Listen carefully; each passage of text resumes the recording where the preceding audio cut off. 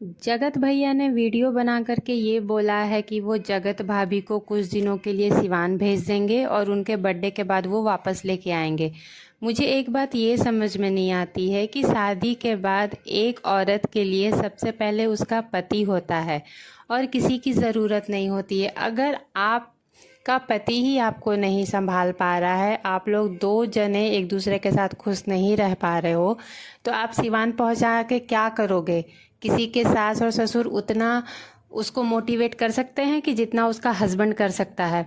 तो ये बातें तो बिल्कुल भी समझ में नहीं आ रही है कि आखिर लप्पी भाभी व्लॉग में क्यों नहीं आ रही है, वो क्यों गायब हो गई है और इसके पीछे का क्या रीज़न है। इसके साथ ही उधर मुच्छड़ भैया ने जो खेला खेला है कि वो दिल्ली पहुंचे हैं और वो 2 दिन पहले से ब्लॉग में डाल देते हैं कि हमें किसी के घर जाना है, हमें किसी के घर जाना है। और इधर सरिता जी कहती हैं कि वो अचानक आए थे। अगर आपके घर कोई अचानक आएगा तो आप इतने फूलों से किसी का स्वागत कर पाओगे? आपके घर में इतनी व्यवस्था रहती है हर टाइम कि इतनी खुशी जो दिख रही थी वो अचानक वाली थी।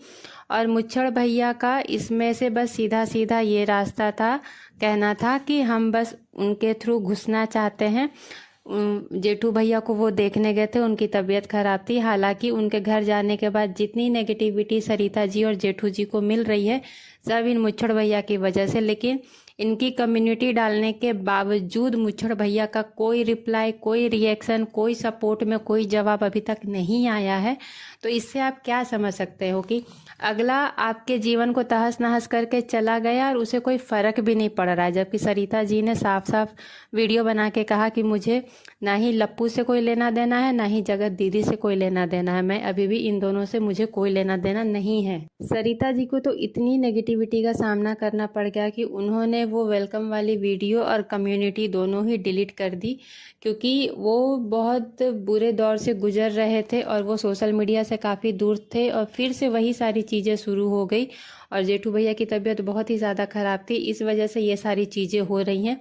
इधर लप्पी नहीं आ रही है व्लॉग में, उसका कोई लेना देना नहीं है। तो आप सोच सकते हैं, बहुत सारे रिएक्शन से ये बातें भी पता चली है कि उसे मारा पीटा गया है। तो इस पे आप यकीन कर सकते हो, क्योंकि ये बातें पहले भी उठ चुकी है कि लप्पू भैया अपनी सास और साली पे भी हाथ उठाते हैं। तो जब वो अपने इन लॉज पे हाथ उठा सकते हैं तो वो अपनी वाइफ पे क्यों नहीं हाथ उठा सकते? बेशक वो ऐसा कर सकते हैं। और रिसेंटली ये सारी चीज़ें नेहा के मतलब जगत दीदी के बर्थडे के इर्द गिर्द ये सारी चीज़ें शुरू हुई है और फिर से वही कंट्रोवर्सी रिपीट की जा रही है जो 1 साल हो चुकी है। इसी अगस्त सितंबर के महीने में पिछले साल ये कंट्रोवर्सी